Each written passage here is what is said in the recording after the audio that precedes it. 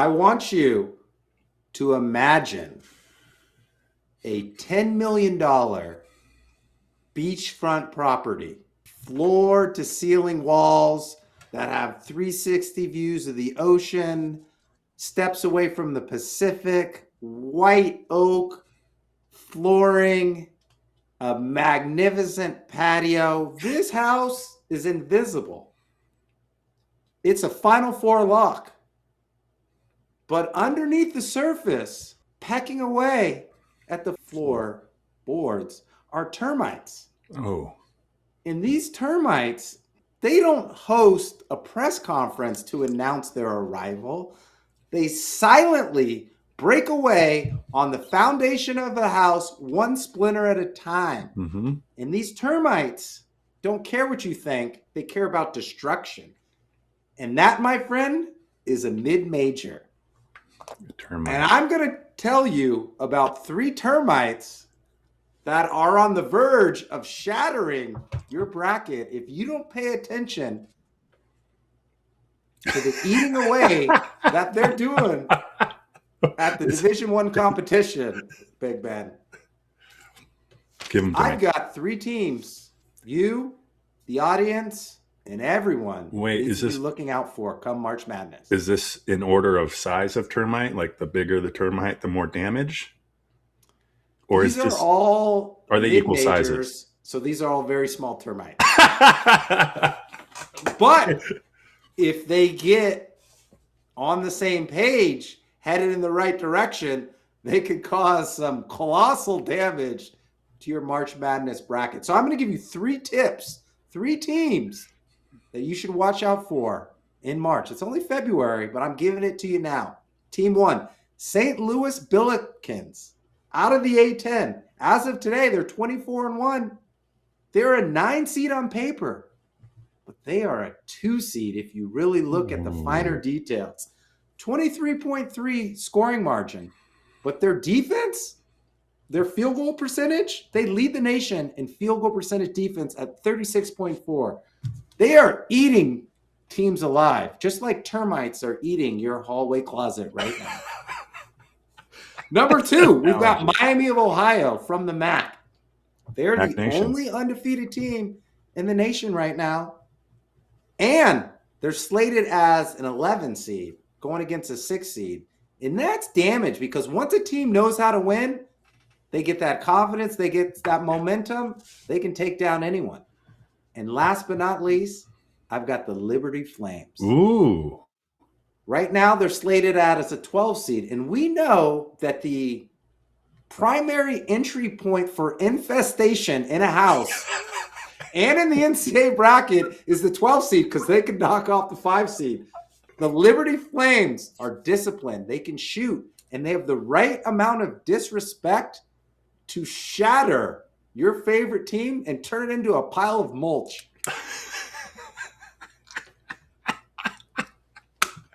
And you might be wondering, K-Win, why are you talking so much about termites? You have termites. We got the house tinted, and they are gone. But as I've been dropping these fire bits over the last 16 months, I overlooked the termites in my hall closet eating away at my load-bearing beams. So you should be looking out for these teams and don't fall into the same mistake that I did. Did you name all these termites Liberty, Miami, and I should have. I had some time on my hand this weekend because we were out of the house. You know how you listen to these ads for Terminex or whomever comes, right? Yeah. You're like, I'm never going to need that. But they come. Do they come in like those little vans and like, you know, and then they're in there with, you know, please, you know, you have to leave the premises, obviously, right? Yeah, they have to tent the house. They have to turn off the gas. You have to put the keys in the lockbox, and you're gone. For how long? It's 3 days. Gotta like double bag the stuff you need. All the dog toys have to go. All the squeakers. Clean out the pantry. Clean out the fridge. A little spring cleaning. Woo!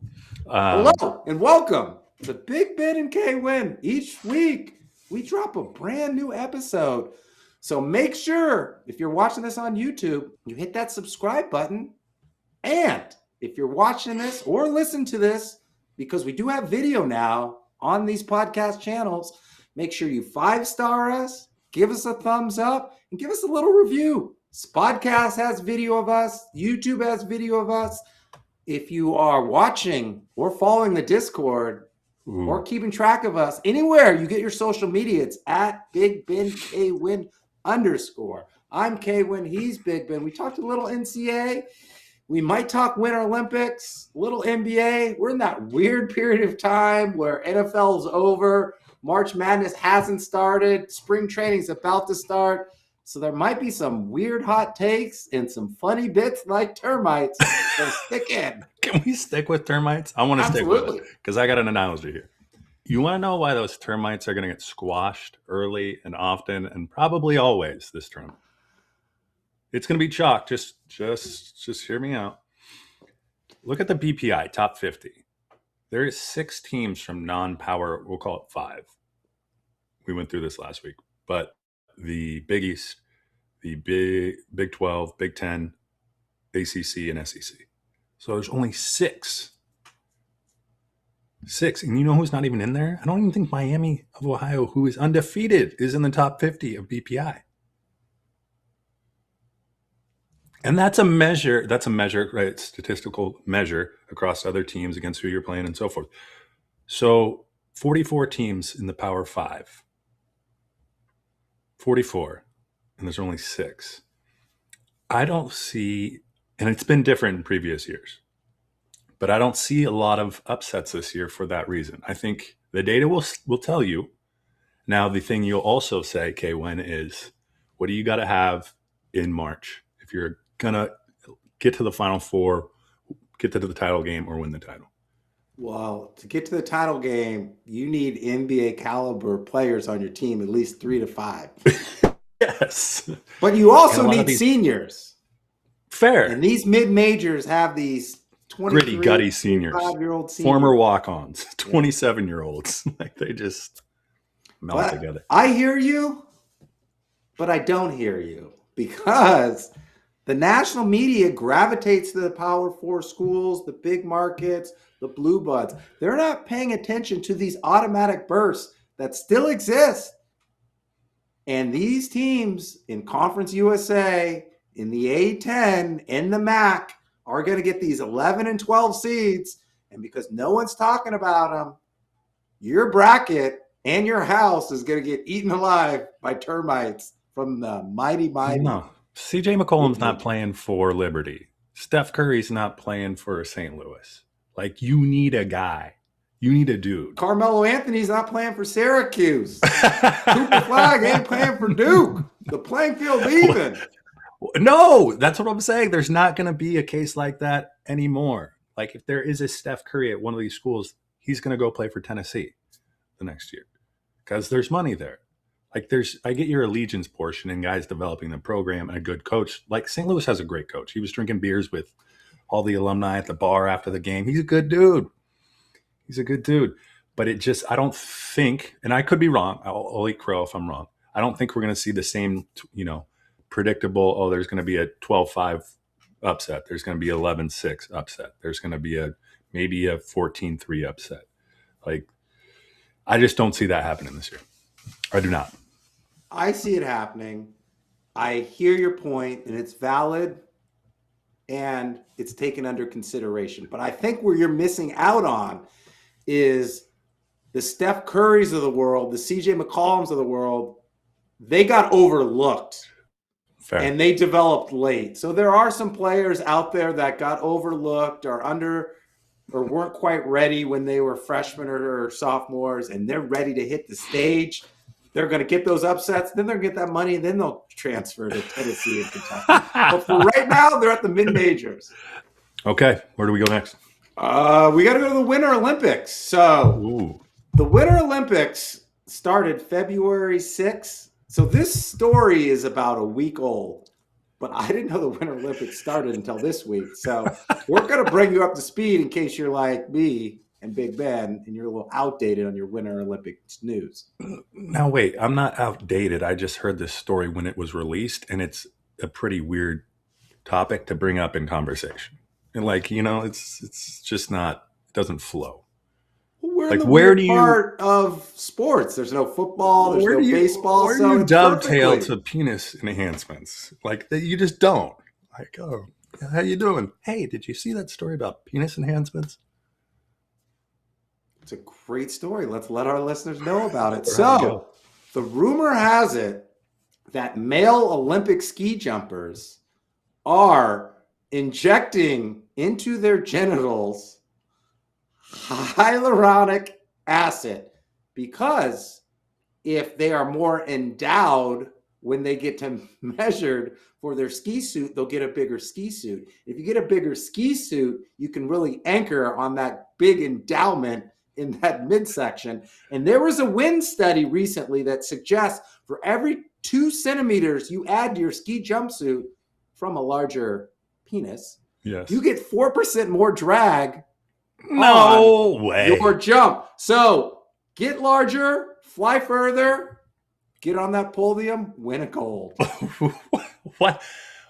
Now, what are they injecting? Like, there's got to be some wrapper around this where these guys are getting some sort of sponsorship deal post, right? Is who's providing the injectable? Is it Big Pharma? Are they giving are they going to be like, hey, do you saw me win gold? Do you want a bigger penis?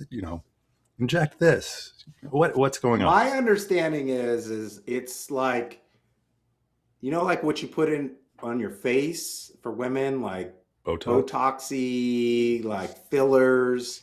You're putting that under your belt because the Olympic Committee is not testing for that. Ooh. And so if you're bigger downstairs, you get a bigger suit, you can fly further and anchor around that. So, I mean, I just think just take some Viagra before you get.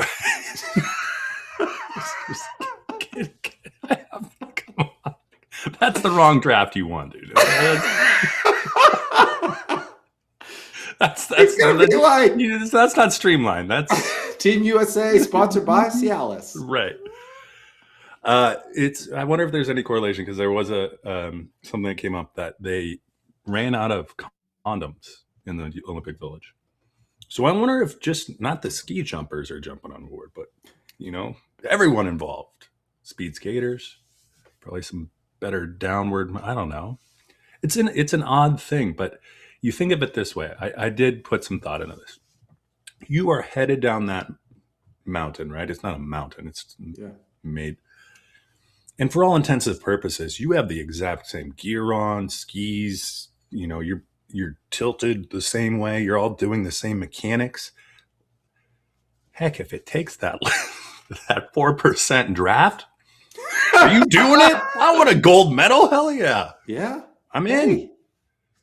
Now, what if how do you inspect for that?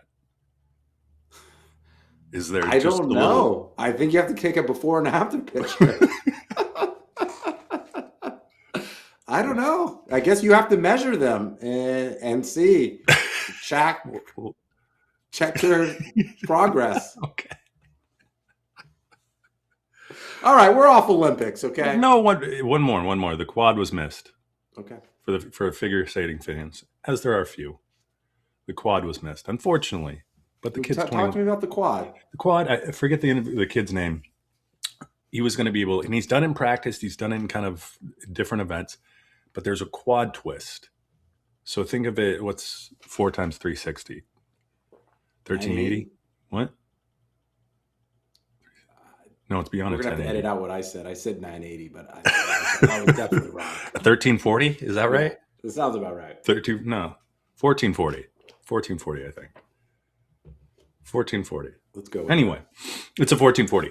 So the kid can do a 1440, which is unseen, unheard of. And you look at him do it, and it's just, think about that. You just jump in the air and spin around 4 times.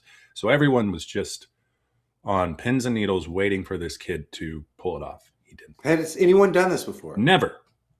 And this was going to be kind of this brought a lot of eyes onto figure skating. This was, This is like the jump from the free throw line back in the day. Sure.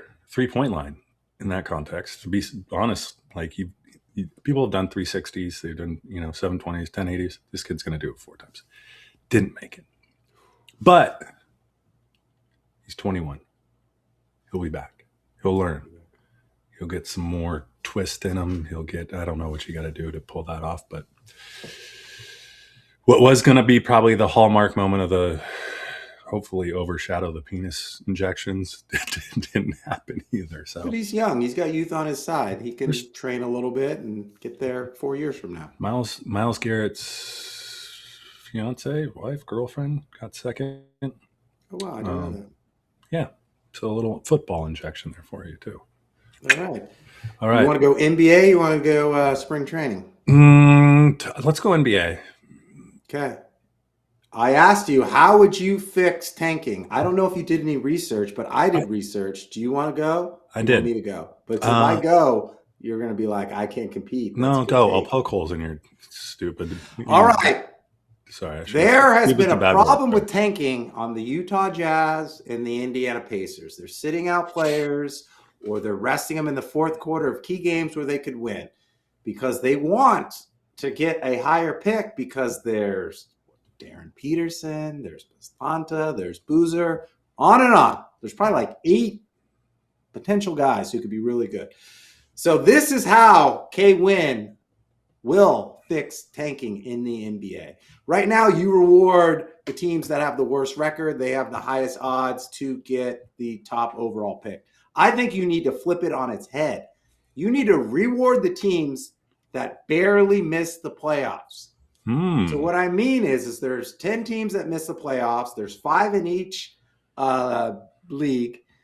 So the team with the best record that just missed the playoffs gets the number 1 seed, and then 2 and 3. So you're rewarding the teams to play hard to get to the playoffs. And if they barely miss the playoffs, then they get the number 1 seed. That's how I would fix tanking. You have to compete to try to get to the playoffs. And if you somehow fall short, you get a better chance at securing a top pick in the upcoming NBA draft. I'm bad. I got better. Okay, let's hear it. Expand the playoffs. 1. You already got play-in games. Go to 12. Just make it a little bit easier. I mean, you'd figure that out pretty quickly on kind of how to, same kind of concept. If you're higher up the stack in the playoff games, you don't have to win as many games and you kind of move up. Same kind of thing. So you're in the playoffs, right? More opportunity to actually get in the playoffs, whatever that might look like. So just explain the playoffs a bit, right? More incentive to play. We want to get in the playoffs, whatever that may look like. Flatten the odds for everyone who misses the playoffs. Ooh. Same opportunity. So you look at it, okay, lottery. We're going, how many teams would then miss? 6? What's 100 divided by 6? So you went from 10 to 12? Yeah. So then that's 6 teams. 4 more. Yes. So 6 teams. So flatten the odds. So 100 divided by 6 is roughly what? Do they all get the same odds? Exactly. So like 16%. You all get the same odds. Doesn't matter where you land, worst record, whatever. Everyone's getting the same odds. Then go from there. So that way, if you barely make it into the playoffs and lose, you're still sitting at like a 7 or 8 pick, right? Guaranteed. Okay, that's not, to your point, there's 8 really good players. You're probably still going to get a pretty good player. Mm-hmm. And then if you're tanking, you have no better chance than the person that's still trying to get into the playoffs and playing for that. I like it. Because then if you get a top pick and then lose again, you're going to try to pair 2 losing seasons together to get 2 great players. Now you're saying you might be drafting number 8 if you tank. Make the playoffs. Well, yeah. Or I would look at it one way of even doing this. If you make the play, you make the play in. I'm not going to penalize you for making the play in. And you don't make it in, say, the natural playoffs, the 4-game series or the 5-game, 7-game series type stuff. So then you just go back in the lottery and still the odds are flattened. So same odds, right? So then we're just taking 8 teams or 10 teams and then flattening the odds. That way, you're competing, right? There's a goal in mind. We can make the playoffs. There's incentives. Who knows? You sneak in, you make play. Someone's not injured anymore, whatever. And then on the back end, you can go tank all you want, but the odds are going to be the same. You're not going to be incentivized in any way, shape, do or form. anything. Yeah. I want to poke holes in that, but it's actually pretty good. You did a great job researching. Thanks. Yeah. I mean, if I'm silver, you got to, and it's all about incentives. Teams just want better odds to get a better player. Yeah. Right. Now, honestly, that hasn't worked in the past, but you have to try, right? Because it's better odds. Yeah. It is what it is. I do have something. I have a fear that I need to kind of put out there. Tanking is all like tanking. I get it. If you're a bad team, there's something, maybe as a fan, you're giving up hope for that season in hope of getting one of these players but I just look. So I'm going to the game, the Blazers Nuggets game on Friday. Okay? Joker's back. He's back. He is back. But it's a back-to-back for the Nuggets. So now I'm sitting here going, I might not see Jokic. Yeah. In fact, I went and looked, and each team has played either 55 or 56 games. There's one player in each team that's played in every game. Just one. So you don't know who you're going to see on any given night. So me as the fan, I'm paying top dollar. It's expensive to go watch a game, like a good game, even resale. It's like, stuff isn't changing hands, especially in Portland, because it's the only good thing going on in Portland. But in this case, like the thing I would say is, we're playing NBA prices for G League competition sometimes, right? Because this won't be the case. The Blazers are, I think, they're in the play-in game right now. So, but if you see other teams, I mean, could you imagine paying $200 to get in the door, and then another $100 on food and whatever, and you're watching some guy that just got drafted in the 7th round out of Santa Clara play, primo minutes? Yeah. Can you imagine taking your family to like the one Blazers game you go to, you get the tickets, you get everything, and then Joker doesn't play. Exactly. Jamal Murray's doesn't play, and you're just like, great, welcome to the NBA. Right. But not only that, think about that. If you are Utah Jazz, New Orleans Pelicans, these teams that are just done playing, Pacers, you are hoping the only one you want to go see is the other team, right? Because you're not going to go watch a team that's just decimated. Yeah. But these other teams are going to rest their stars against your team because you're horrible. Exactly. How do you solve that? You really can't. As a fan, you got to, and I'm saying this with like a grain of salt because not everyone's into sports as much as we are. You can't go to a back-to-back, and you can't go to a game late in the season where they're playing a really bad team like Memphis or Utah, because the star player is not going to play in that game.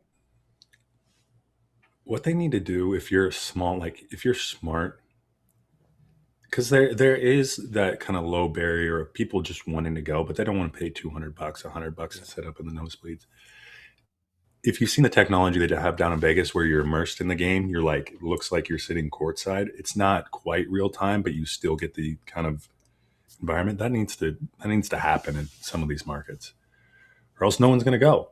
Yeah. Or those that do go, I mean, hold on real quick. They're going to LA. They're playing the Clips, the Nuggets, the game before. Do they still have that fan zone? Joking at both games. He's not even making the trip. He's staying in Denver. He's in Denver. All right, let's talk a little baseball. Spring training. Pitchers and catchers reported. Position players are there. I think the first game is this Friday, the 20th. What are some of the top headlines you're watching? I know what I'm watching.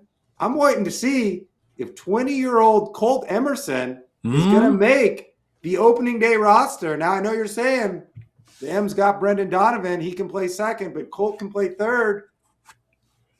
Will he get a chance? That's what I'm watching this spring. I'm looking at the box score. I'm seeing what he's doing. I'm pulling for him. That's why spring training is so fun. That's why people go that know baseball go, because they know that there's always a kid just on the prefaces of making the team. And I think it was go back to like Chris Bryant when the Cubs held him out, but like all the fans were furious because they knew he just raked in spring training and like needed to be on the field. That could happen to Colt Emerson. And I think they left some leeway. That's why they brought in Donovan, who could play either position, second or third, because they're basically saying, Colt, if you want to make the team, all you do is play your way onto it, right? At this point, right? There's a gap here.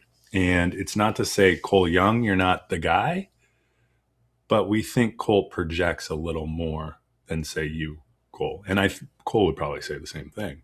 Like, he's just a better prospect than me. That's not only am I watching that, but just the Mariners in top to bottom, like the rotation's the same.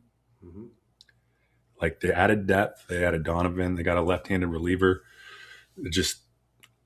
From top to bottom, they got better, they got deeper, and now you have problems of who you're going to put on the field.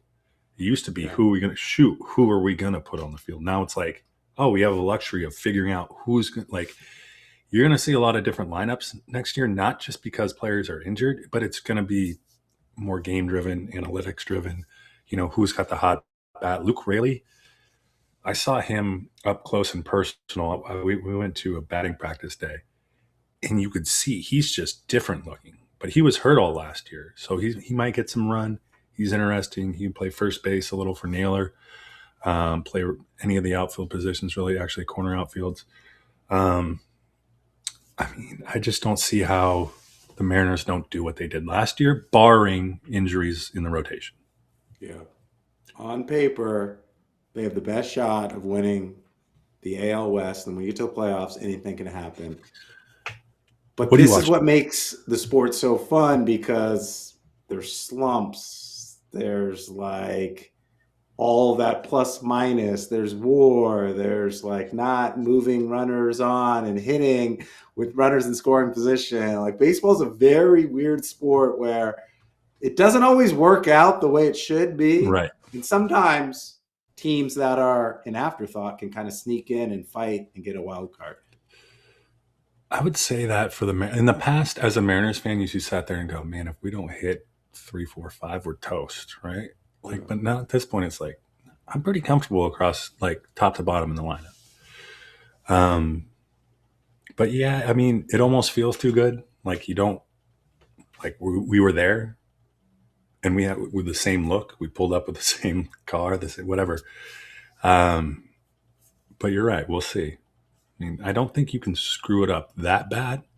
Like the only way I could see them screwing it up in any way, shape, or form would just be inning counts too high or whatever you want to say. But I think please knock on every wood. I can't knock on wood because the termites ate through my wood. But I think the only thing that could potentially stop them is like injuries.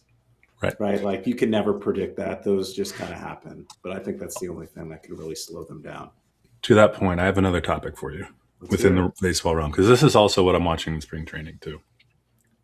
Pitchers are popping like 90 to 95 or 95 plus across the board, right? Like you're not, and you got the gyro ball going, you got slide, like you got an array of pitching, like just guys out there throwing gas.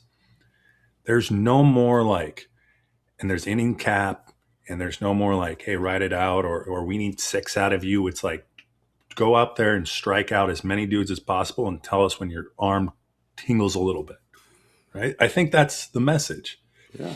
So my question to you is there space for kind of the guy that throws 85 to 89, can spot pitches, maybe has 3 to 4 really good, like a curveball, like the curveball's gone, sliders in, right?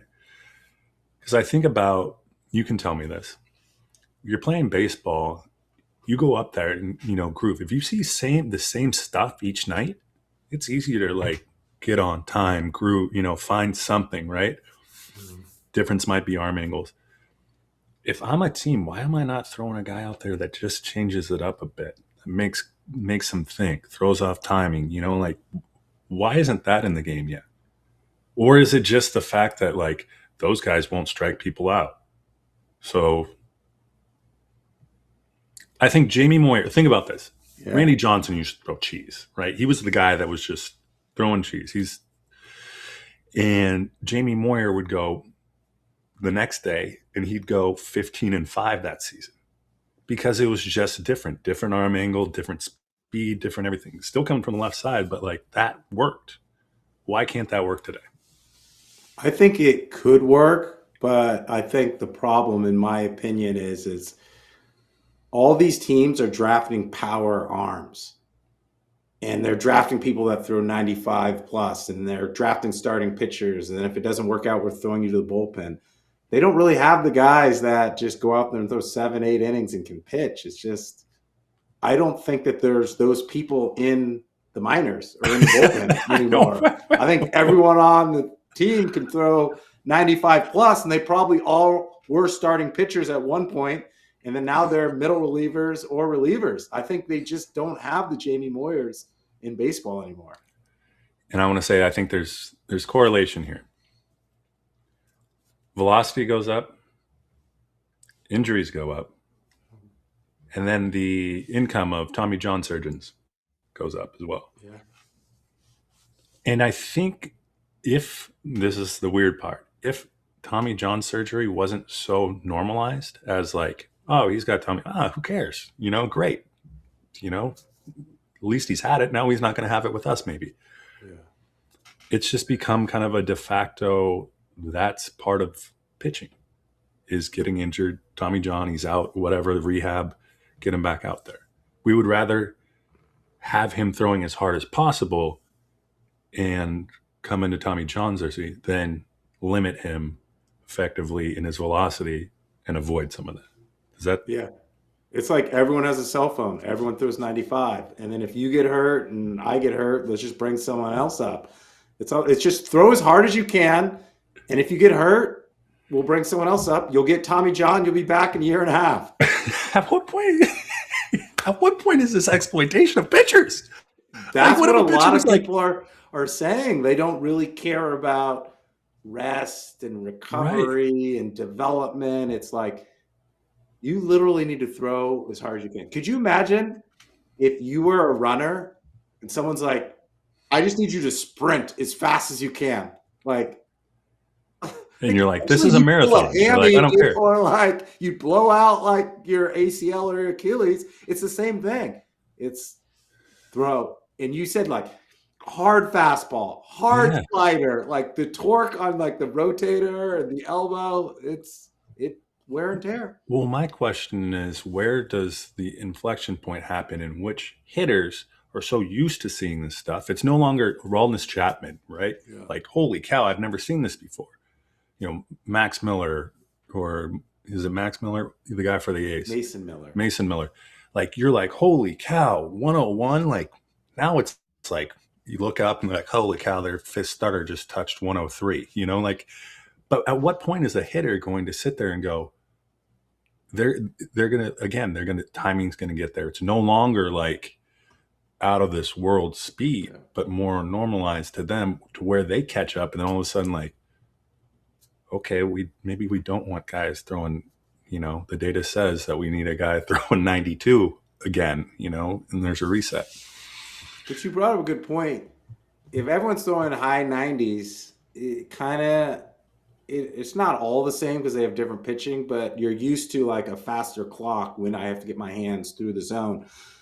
But if you have someone throwing like 85 in between guys that are flamethrowers, like, it's really hard to adjust as a hitter. Like, I got to get ready for 95. Wait, this is 85, and then the next day 95's coming. You wonder why more teams don't incorporate that, where it's like fast, slower, fast, slower. Well, and then, we talk about quality starts and like needing to eat up innings. Like, you need a guy. So one guy I'll talk about is Emerson Hancock for the Mariners. The guy isn't special in any way with speed, but however, he can spot, he can do a lot of that. And he's different enough from the Castillos, from the Woos, where you get him in there and it's just a different feel. It's a different look, different arm angle, different speed, which I think you should have on. I mean, I would have on my team. Yeah. Just a couple arms like that, both from the left and right side, where I can come in and say, eat up eight innings. Just go out there. If you give up 4 or 5, fine. We just need to rest someone. But I don't want a guy going out there and just throwing 96, 97 and showing the same stuff and then risking getting injured. Like, that's all I'm saying. Food for thought. Food for thought. You're dead on. I've got some food for thought. Mike Trout. He was perennial all-star, best player in the game. Just can't stay healthy.